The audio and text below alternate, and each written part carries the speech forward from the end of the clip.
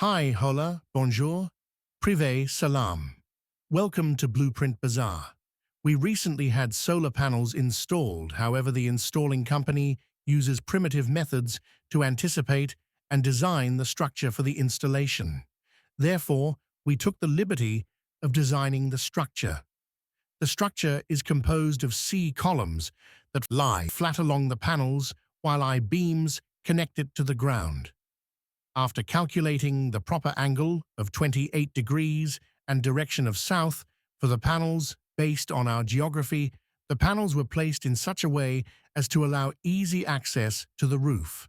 The I-beams and modeled according to the dimensions of beams available in the market. Since they are placed at an angle, the lowest panel needs to be higher than head height. The advantage of this setup is the whole roof remains accessible, while also a large shaded area is created. The downside is that servicing and cleaning the panels is costly as they are high up. An alternative is to place the lowest panel on the ground, so to allow easy cleaning and serviceability, however part of the roof will be inaccessible.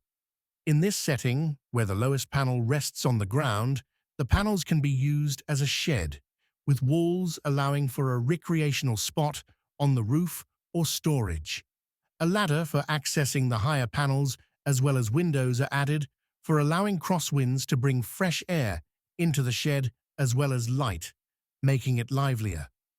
Part of the roof is still available for playing or other activities. Third alternative for families who host large gatherings on the roof in which the panels are placed over the terrace as a shade, thereby having the advantage of easy serviceability, along with most of the roof being free for activities. All three orientations have their drawbacks as well as advantages pertaining to specific needs of the customer.